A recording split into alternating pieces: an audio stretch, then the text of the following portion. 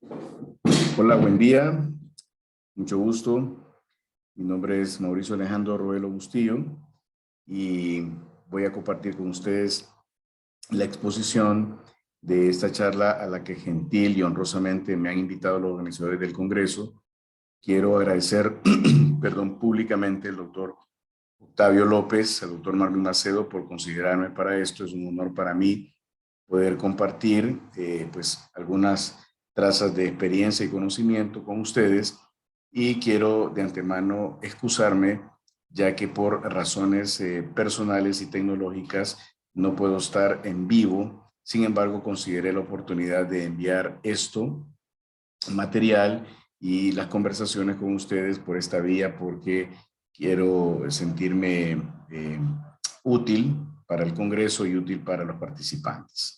Así que de antemano pido disculpas por esta forma, particularmente de mandar una conferencia, pero por asuntos personales, de familia, de enfermedad y de temas tecnológicos no puedo estar presente. Tengo ahí una pequeña presentación de quién soy a nivel profesional. El doctor Octavio López o con los moderadores del curso, del evento, les pueden dar mis direcciones electrónicas también por si quieren alguna comunicación conmigo que les pueda servir o les pueda ser útil. Eh, Entrando en tema, quiero antes hacer una declaración de conflicto profesional para evitar cualquier malentendido. Hago la aclaración que esta exposición y su contenido no ha sido pagado ni se han recibido cortesías ni patrocinios de ninguna institución pública, privada o compañía farmacéutica. Y dejamos constancia de eso para evitar cualquier malentendido.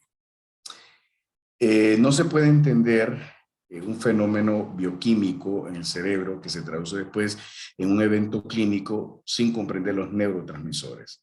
Es un tema muy importante y que siempre en las conferencias o en las charlas o en el compartir información con colegas o personas del área relacionada a la salud mental se debe hablar o se debe discutir. ¿Por qué? Porque la parte clínica nunca se va a entender si no entendemos, si no comprendemos o asimilamos lo que hacen los neurotransmisores.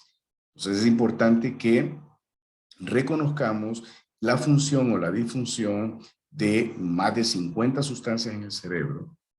De repente las más conocidas: serotonina, noradrenalina, dopamina, acetilcolina, GABA, glutamato, lo cual no significa que son las únicas. Hay mucho más que eso. Pero con que comprendamos estas nos van a simplificar muchísimas cosas. Más aún para entender lo que ha pasado también con el tema del COVID. ¿Y por qué tiene importancia esto? Porque vamos a tener, o ya tenemos, un gran problema encima. Si el COVID no nos mató, nos dejó muy vulnerables orgánicamente. Y eso no tiene una excusa diferente a la que no sea el cerebro. Nos ha dejado realmente con los calzones, popularmente hablando, los calzones abajo. Nos ha complicado orgánicamente todo el cuerpo y el cerebro no era su excepción. Por lo tanto, entender los neurotransmisores nos va a permitir entender muchas cosas. Y aparte de eso, entender también toda la cascada de eventos que ocurren cuando una persona se deprime o le da ansiedad. Todo el daño sistémico que significa eso. Situaciones donde la liberación de grandes cantidades de catecolaminas y cortisol hace que se aumente de una manera desproporcionada la posibilidad de crear daño cardíaco, daño en otros órganos. Ese mismo aumento también produce activación de plaquetas, eso produce alteraciones citoquímicas, alteraciones de interleucinas, y esto puede entenderse inclusive en el COVID, y por eso voy a comentar rápidamente un tema de la fluvoxamina. Puede entender por qué el controlar el disparo de catecolaminas ayudaba a la fluvoxamina en gente sin antecedentes depresivos o ansiosos, en gente que tenía post-COVID o durante COVID de hospitalizaciones complicadas a mejorar. Las explicaciones no son mágicas, las explicaciones siempre las tuvimos a la vista, pero creo que no hemos hecho la explicación integral y el manejo integral de eso. Y definitivamente el cortisol termina de poner la cereza en el pastel de la destrucción y comenzamos a tener cambios en la insulina, cambios en nuestros lípidos, y es un solo desastre. Y todo comenzado por no poder parar un fenómeno que por asuntos estigmatizantes, así como lo reza nuestro Congreso, estigmatizantes, la gente no quiere acudir a la consulta en salud mental o psiquiátrica. En general, hay fenómenos clínicos que van a aparecer ante prácticamente cualquier situación de crisis humana. Básicamente tenemos tres grupos. La reacción a esta estrés grave, los trastornos de adaptación y los trastornos ansiosos. Es absolutamente natural que eso suceda. No es en vano que por eso después de catástrofes naturales, después de eventos de guerras, después de situaciones de conflictos políticos, vamos a tener este tipo de trastornos en nuestras poblaciones. ¿Y por qué llama la atención esto ahora? Porque, bueno, el COVID se convierte en una pandemia que no solamente era un tema de enfermarnos, que nos mata, que nos fue matando progresivamente. Menos mal que el escenario cambió, perdimos amigos, perdimos familiares, perdimos gente que amamos, perdimos gente muy importante para nuestras vidas y ahora tal vez ya no está pasando eso, pero estamos quedando con las consecuencias. Sin embargo, esto no es ajeno a lo que puede ocurrir como cualquier situación adaptativa de reacción a estrés o trastornos ansiosos por otras catástrofes. Esto es una catástrofe llamada pandemia por un virus, pero esto es aplicable a cualquier otro tipo de catástrofe. ¿Qué es lo que pasa particularmente con el asunto del COVID? Pues que tenemos un espectro, una variabilidad, un arcoíris de posibilidades de gente de por qué se puede enfermar. Hay situaciones o poblaciones que se van a enfermar propias de las características implícitas de la infección. Las personas que estaban asintomáticos, que no sabían que tenían el virus y que lo andaban encima, las personas complicadas no hospitalizadas, las personas complicadas hospitalizadas, las personas que terminaron en cuidados intensivos con todo el daño orgánico que significa entrar a respiración asistida, a una serie de elementos que se ocupan para poder tener en vida a alguien, los síntomas residuales que quedan después del COVID, solamente los propios de la infección, pero colaterales a eso tenemos todas las situaciones alrededor de la pandemia. La gente que eran portadores y se sintieron culpables, que andaban regando y no lo sabían, la gente que perdió su estructura social, el duelo, la gente que sobrevive y que queda con síntomas residuales, la gente con antecedentes psiquiátricos empeorados y que tienen recaídas después del COVID, los pacientes debutantes, la gente que voy a presentar un estudio muy interesante que se gesta también en el Hospital Psiquiátrico Santa Rosita, la gente que debuta con el cuadro clínico después del COVID, no era que tenían un diagnóstico previo, era que debutan después de eso. Todo el tema filosófico y las reflexiones existenciales y hasta religiosas que vienen implícitas al saber que una situación nos puso de rodillas y que millones de personas en el mundo se enfermaron y millones de personas también murieron y que probablemente millones van a quedar con daño orgánico por eso. Y cualquier otra que vengan, todos los colaterales de la pandemia, cualquier otro que venga, que para muchos que no somos pues epidemiólogos ni salubristas, ellos son los especialistas en esto, nos tienen que ir orientando de qué es lo que viene después de una situación así. A nivel de compartirles una casuística personal, no necesariamente organizada, por lo menos tan técnicamente, ¿qué he visto en estos 2 años, las consecuencias de la gente post-COVID? Prácticamente de todo. Ataques de pánico, fobias, ansiedad generalizada, síndromes obsesivos compulsivos, trastornos de adaptación, reacción a estrés agudo, trastorno de estrés postraumático, hipocondrías, trastornos de somatización o somatomorfos, depresión, fatiga crónica, síndromes cognitivos y abuso y dependencia de sustancias. A nivel personal privado o personal público, básicamente estas son las situaciones clínicas que estábamos viendo, ¿verdad? Y van a ver cómo a nivel biológico usted puede explicarse perfectamente lo que está ocurriendo con por lo menos algunas aproximaciones también terapéuticas que nos puedan servir.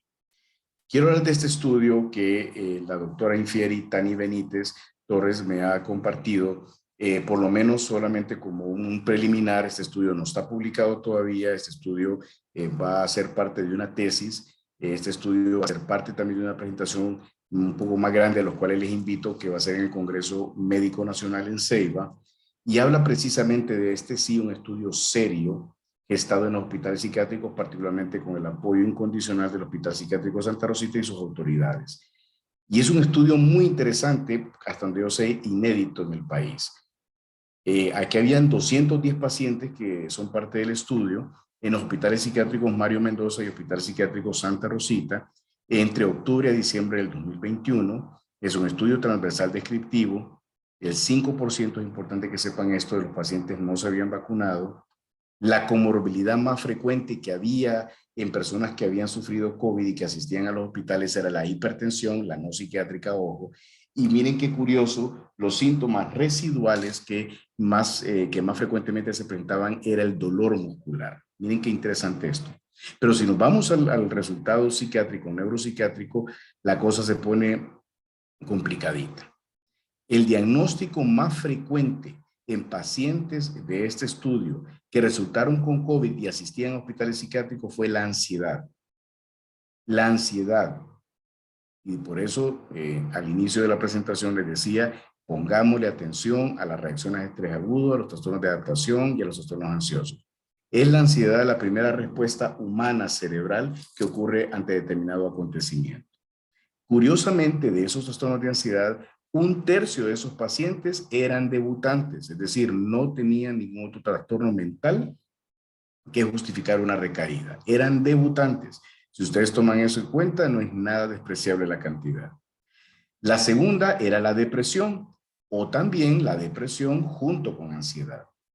De nuevo, prácticamente 1/3 de los pacientes, no puedo dar cifras exactas porque esta es una información no publicada todavía y es propiedad de sus investigadores, donde está la doctora Tani Benítez. Entonces no puedo dar cifras exactas, pero ella me compartió esto con mucha confianza y hablar del 1/3 son debutantes. Oigan, qué tema más importante.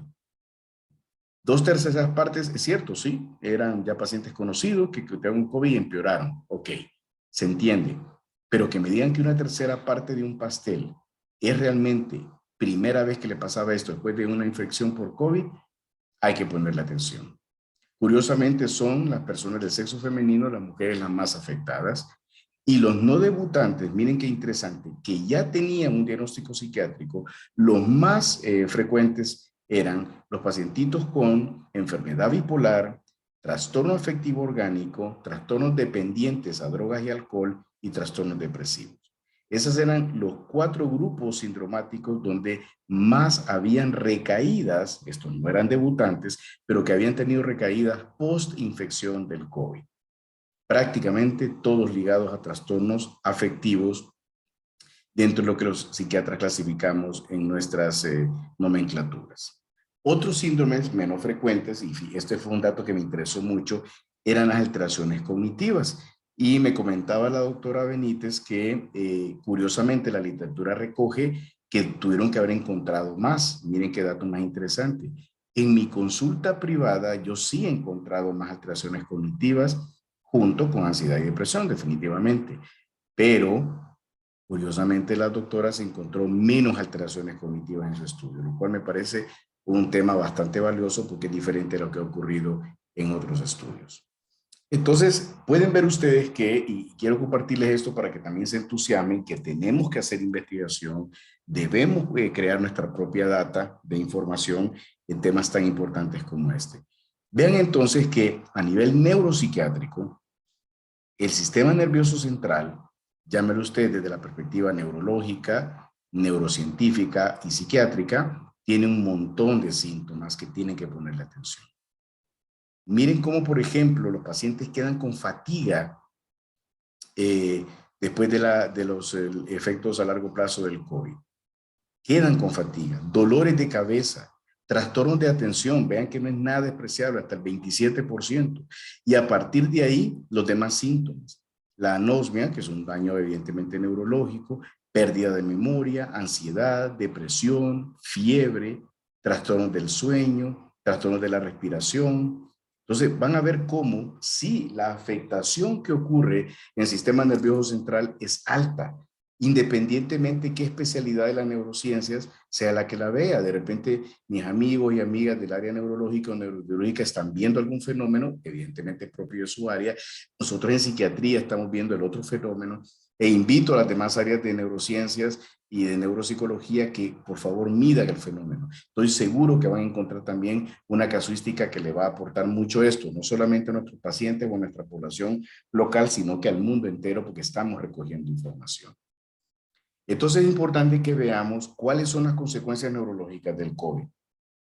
En los estudios que se han realizado, estudios de hospitales de neurología especializados en neurocirugía prácticamente solo para ese tipo de situaciones clínicas en el Reino Unido, se analizaron muestras de tejido cerebral de personas que murieron después de tener COVID y se encontró evidencia de daños y derrames en los vasos sanguíneos en el bulbo olfativo, en el tronco cerebral, junto con inflamación alrededor de ellos.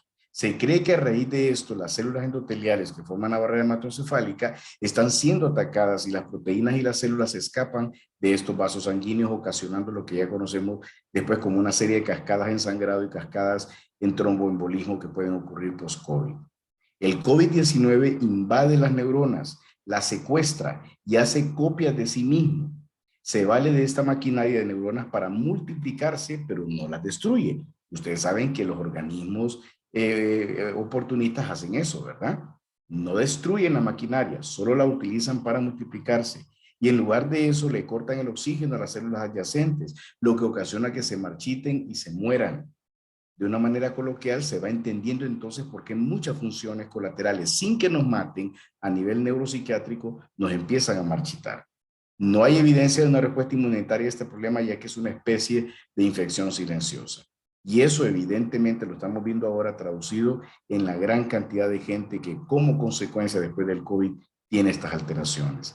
Por lo tanto, ¿qué ocasiona todo esto? Bueno, encefalitis con convulsiones, encefalopatías con convulsiones, enfermedad neuromuscular, predominantemente neuropatía, motora, miopía o ambas, encefalomielitis aguda diseminada, enfermedad cerebrovascular, encefalitis del tronco encefálico, neuropatías, las clásicas y las no clásicas, accidentes cerebrovasculares, deterioro cognitivo a corto y largo plazo, procesamientos cognitivos lentos con problemas de memoria y función ejecutiva y definitivamente lo que ya comentamos, depresión y ansiedad. Entonces ven que no es nada despreciable esta situación. Definitivamente no podemos estar ajenos o dejar del renglón correspondiente en estas lecturas. También se arruinan otros órganos y saqué este importante a mí, el tema, bueno, parte de mi entrenamiento incluye psiquiatría endocrinológica y el metabolismo, me interesan mucho las glándulas y el tema de la prediabetes y diabetes para mí es algo ligado casi un 80% a la enfermedad mental. Pues resulta que en el páncreas, la unión del coronavirus hace que en sus receptores dañen los islotes y reducen la liberación de insulina, ocasionando entonces una disfunción aguda de la célula beta, lo que conduce consecuentemente a una hiperglicemia aguda y a diabetes mellitus tipo 2. Van a ver como muchos pacientes saliendo de sus etapas críticas del COVID debutan con diabetes mellitus tipo 2. En otros estudios de pacientes que tuvieron COVID y que no tenían antecedentes de diabetes mellitus tipo 2 y no recibieron tratamiento con esteroides, oigan bien esto, el 50% de ellos se volvieron diabéticos. O sea que hay gente que no tenía el antecedente de diabetes, no se habían usado esteroides, que saben que pueden ocasionar una diabetes secundaria, y resulta que la mitad de ellos se volvieron diabéticos. Oficialmente, el COVID daña todos los órganos del cuerpo, todos. Vamos a ver entonces que hay que hacer una gran división entre los síndromes ansiosos y los síndromes depresivos. Y como, bueno, esta no es una charla necesariamente semiológica, tengo que decir que no lo confundamos, aunque coinciden.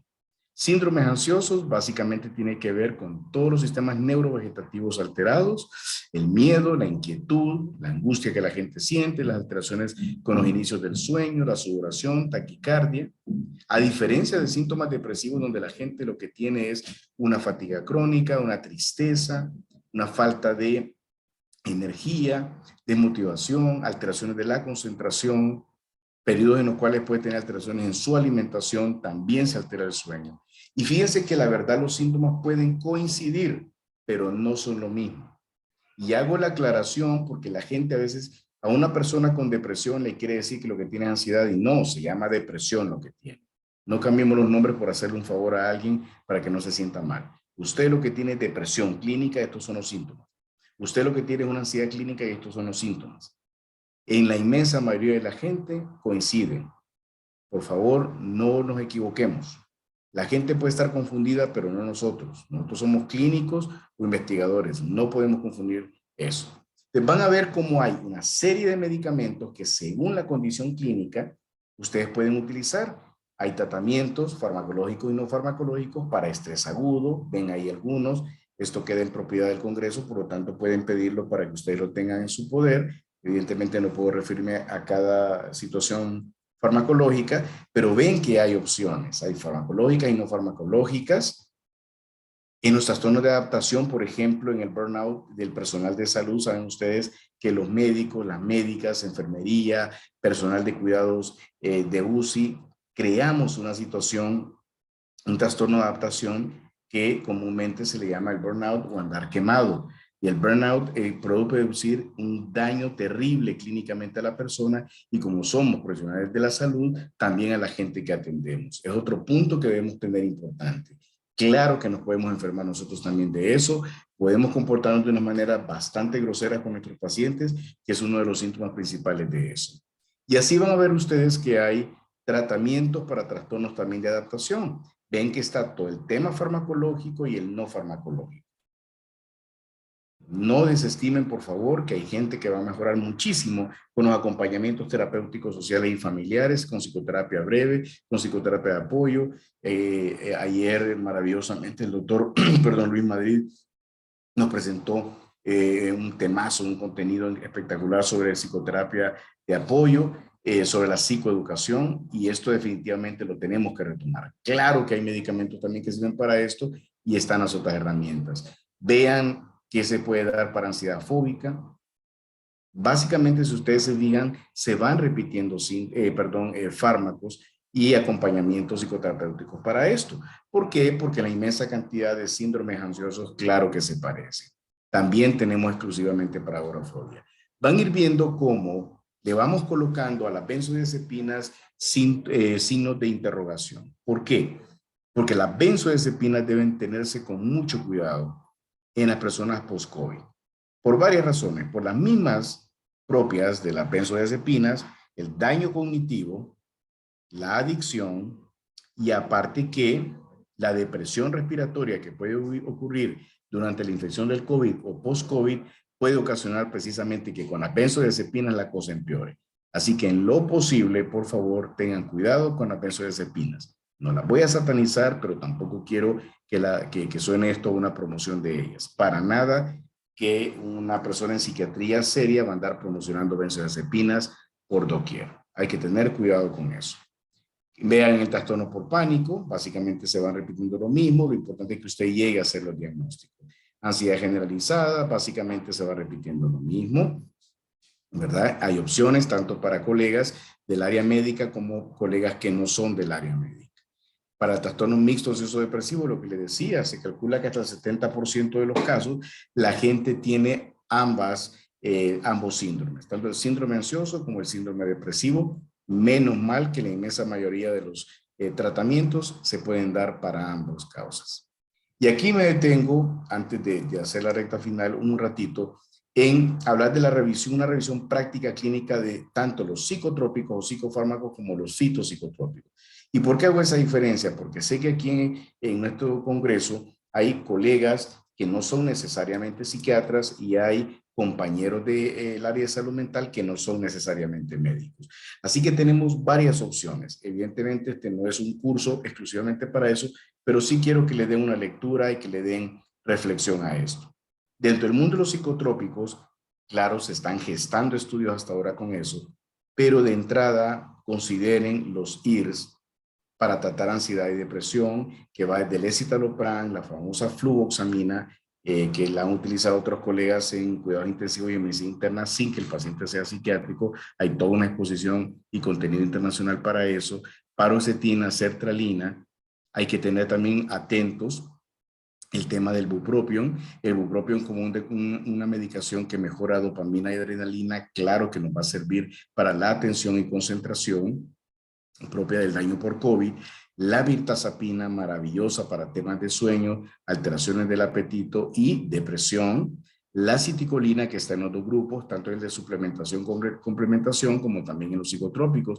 La aciticolina, por favor, compañeras y compañeros, no es un oxigenador. Esa palabra no existe. Lo más cercano a eso son los vasodilatadores cerebrales, pero no es eso tampoco. La aciticolina es un neuroanabólico cuya acción es volver a construir o reconstruir todas las uniones ligadas, intersinápticas ligadas a la dopamina y a la adrenalina. No tienen nada que ver con vasodilatación. Por favor, quitémonos esa idea de la cabeza. Es un neuroanabólico. Hay hipnóticos varios, desde la hidroxicina a la quetiapina, que ustedes también lo pueden utilizar en dosis bajas sin ningún problema, y hay que tener cuidado, insisto, con las benzodiazepinas. Esto en el mundo de los psicotrópicos.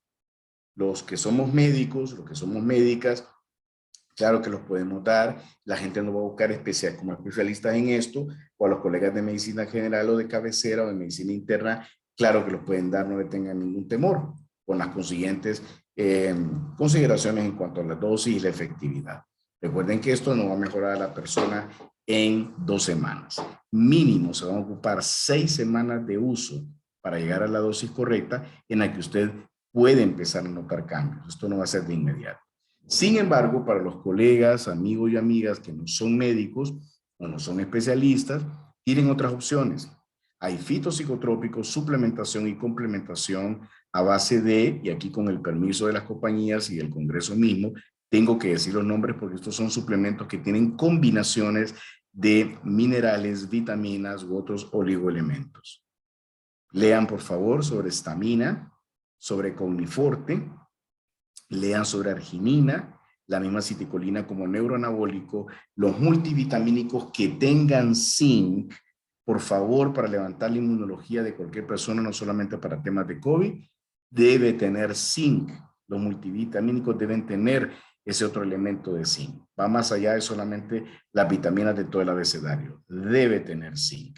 Y pónganle atención, por favor, a la melatonina. Para esto, y lo debo decir con cuidado y con respeto, no ocupa ser médico, pero sí tener conocimientos en áreas de la salud, particularmente en semiología, de poder determinar qué cosas puede ser ansiedad y qué cosas pueden ser depresión. La estamina es un conglomerado de sustancias suplementarias y complementarias que producen un mejoramiento de serotonina y en segundo lugar de dopamina. El Cogniforte es maravillosa combinación de varias suplementaciones y complementaciones que va a mejorar situaciones con el GABA, acetilcolina, serotonina y dopamina. Entonces, saquen el provecho, pero conozcan estos productos antes. Aclaro que nadie me está pagando por decir esto. Es importante que ustedes vean también, los que se van a dedicar al área médica, que los inicios de la dosis tienen que ser tituladas. Se calcula que puede ser un 25% cada 4 días hasta llegar a la dosis terapéutica estándar según la patología de cada quien y su evolución. Y pueden ir testeando la mejoría cada 15 a 21 días. Los retiros de los medicamentos van a ser 25% de la dosis cada 30 días según la evaluación sin que la gente tenga recaídas. Entonces se le llama la regla del 25%.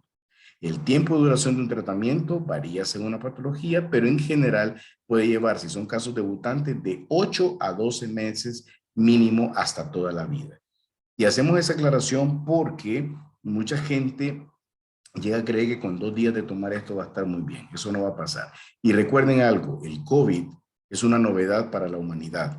Así que necesitamos suficientes estudios para saber exactamente cómo nos va a ir con los efectos residuales. Hay que hacer testeos para la evaluación y la evolución de los síntomas. Y una vez que el paciente se mantiene asintomático, es ahí donde ustedes cuentan de 6 a 12 meses para evaluar si se retira o no el tratamiento o si la patología que la persona padeció o padece lo requiere. Así que he querido hacer un poco este viaje a través de estas situaciones del síndrome neuro-COVID. Les invito, creo que todo esto va a quedar grabado, estas propiedades del Congreso ya, estas diapositivas, el contenido de esta charla, para que ustedes le puedan sacar el provecho que necesitan en sus espacios, en sus clínicas. Les invitamos, parte de un comercial, al Congreso Médico Nacional, donde vamos a tener una ampliación sobre esto, evidentemente con usos más clínicos. Nuevamente quiero agradecer a los organizadores del Congreso haberme permitido estar con ustedes Quiero mandar un fuerte abrazo al doctor Marvin Macedo, en honor a él, este Congreso Multidisciplinario Internacional del Hospital Psiquiátrico Santa Rosita, y éxitos a todos ustedes. Buen día.